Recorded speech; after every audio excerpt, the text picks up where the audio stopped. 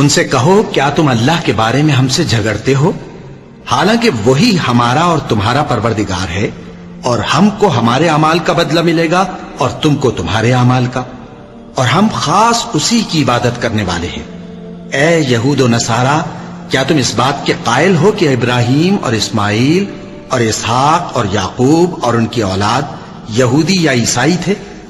اے پیغمبر، ان سے کہو کہ بھلا تم زیادہ جانتے ہو یا اللہ؟ اور اس سے بڑھ کر ظالم کون جو اللہ کی شہادت کو جو اس کے پاس کتاب میں موجود ہے چھپائے؟ اور جو کچھ تم لوگ کر رہے ہو اللہ اس سے غافل نہیں۔ یہ انبیاء کی جماعت گزر چکی، ان کو وہ ملے گا جو انہوں نے کیا، اور تم کو وہ جو تم نے کیا، اور جو عمل وہ کرتے تھے ان کی پرسش تم سے نہیں ہوگی۔ احمق لوگ کہیں گے کہ مسلمان جس قبلے پر پہلے سے چلے آتے تھے اب اس سے کیوں منہ پھیر بیٹھے؟ تم کہہ دو کہ مشرق اور مغرب سب اللہ ہی کا ہے، وہ جس کو چاہتا ہے سیدھے رستے پر چلاتا ہے، اور اسی طرح ہم نے تم کو امت معتدل بنایا ہے تاکہ تم لوگوں پر گواہ بنو، اور پیغمبر آخر الزمان صلی اللہ علیہ وآلہ وسلم تم پر گواہ بنے۔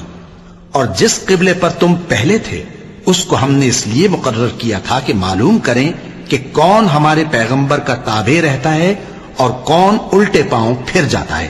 اور یہ بات یعنی تحویل قبلہ لوگوں کو گراں معلوم ہوئی، مگر جن کو اللہ نے ہدایت بخشی ہے وہ اسے گراں نہیں سمجھتے، اور اللہ ایسا نہیں کہ تمہارے ایمان کو یوں ہی ضائع کر دے۔ اللہ تو لوگوں پر بڑا مہربان ہے، صاحب رحمت ہے۔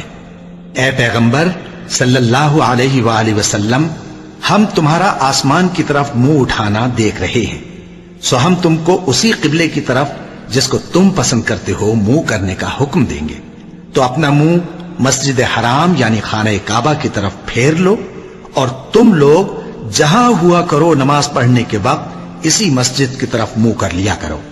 اور جن لوگوں کو کتاب دی گئی ہے وہ خوب جانتے ہیں کہ یہ نیا قبلہ ان کے پروردگار کی طرف سے حق ہے، اور جو کام یہ لوگ کرتے ہیں اللہ ان سے بے خبر نہیں۔